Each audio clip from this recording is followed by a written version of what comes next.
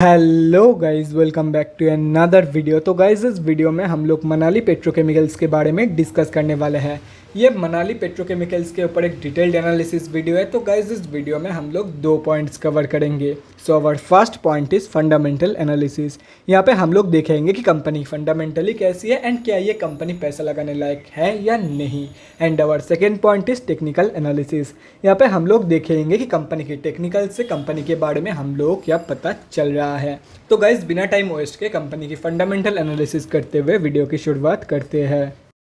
तो गाइज, अगर इस कंपनी के बिजनेस के बारे में डिस्कस करते हैं, ये company propylene oxide, propylene glycol and polyols manufacture करती है।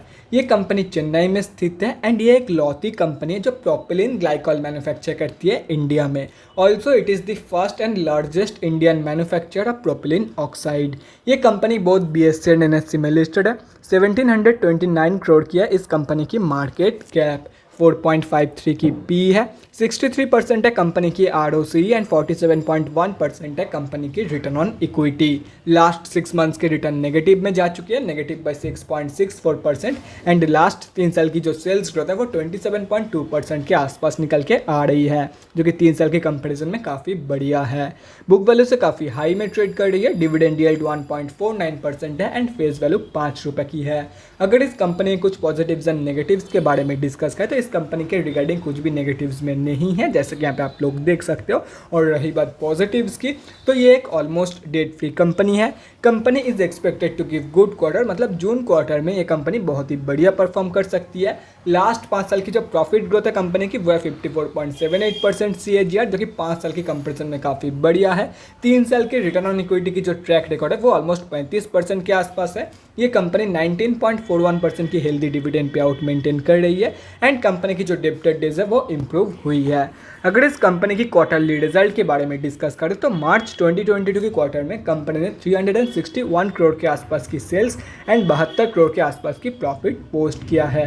अगर मार्च 2021 की क्वार्टर से कंपेयर किया जाए तो कंपनी ने एक ज़बरदस्त सेल्स ग्रोथ तो दिखाई है, लेकिन हाई इन्फ्लेशन के चलते मार्च 2021 के कंपेरिजन में कंपनी ने कम प्रॉफिट पोस्ट किया है इन मार्च 2022। अगर इस कंपनी की फाइनेंशियल ईयर 2022 के रिजल्ट के बारे में डिस्कस करें तो FY 2022 में कंपनी ने 1444 करोड़ के आसपास की सेल्स एंड 377 करोड़ के आसपास की प्रॉफिट पोस्ट किया है। एंड अगर देखा जाए तो ये एक रिकॉर्ड ब्रेकिंग रिजल्ट है इस कंपनी के लिए। सेल्स फिगर भी रिकॉर्ड ब्रेकिंग है एंड जो प्रॉफिट है वो भी रिकॉर्ड ब्रेकिंग है इस कंपनी के लिए। एंड अगर FY 2021 से कंपेयर किया जाए तो कंपनी ने एक ज़बरदस्त सेल्स ग्रोथ के साथ साथ एक ज़बरदस्त प्रॉफिट ग्रोथ यहाँ पे शो किया है। अगर इस कंपनी की बैलेंस शीट की हेल्थ के बारे में डिस्कस करें तो जो बैलेंस शीट की हेल्थ है वो इम्प्रूव हुई है इन फाइनेंशियल ईयर 2022। कंपनी की रिजर्व के साथ साथ डेट भी इंक्रीज हुई है, लेकिन अगर देखा जाए तो रिजर्व ज़्यादा इंक्रीज हुई है कंपेयर टू कंपनी की डेट। और अगर ओवरऑल देखा जाए तो डेट के कंपैरिजन में कई गुना ज़्यादा रिजर्व मौजूद है इस कंपनी के पास, मतलब ओवरऑल बैलेंस शीट की जो हेल्थ है वो भी काफ़ी बढ़िया है। अगर इस कंपनी के कैश फ्लोज के बारे में डिस्कस करें तो कैश फ्लोज की जो कंडीशन है वो भी इम्प्रूव हुई है। एंड अगर देखा जाए तो पिछले 3 साल से ये इम्प्रूव ही हो रही है।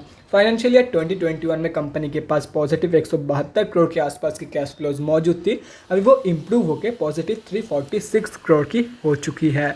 अगर इस कंपनी की शेयर होल्डिंग पैटर्न के बारे में डिस्कस करें तो मार्च 2022 के क्वार्टर में प्रोमोटर्स की होल्डिंग अनचेंज्ड है।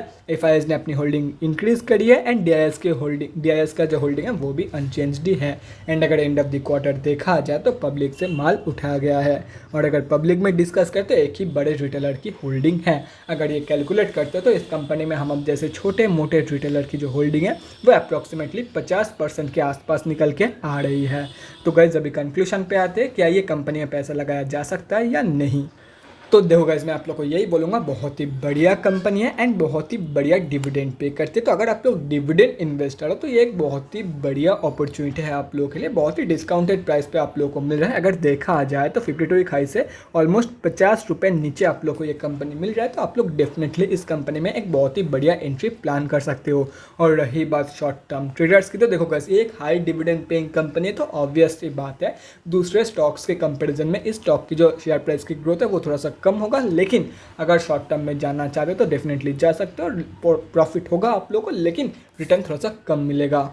बाकी अगर आप लोग डिविडेंड इन्वेस्टर हो एंड 100 रुपये के आसपास का कोई स्टॉक ढूंढ रहे हो अपने पोर्टफोलियो में ऐड करने के लिए, तो ये एक बहुत ही बढ़िया कंपनी है आप लोगों के लिए। तो गाइस, ये तो हो गया कंपनी की फंडामेंटल एनालिसिस। अभी हम लोग कंपनी के टेक्निकल्स के बारे में डिस्कस करते हैं, देखते हैं कि टेक्निकल से कंपनी के बारे में क्या पता चल रहा है।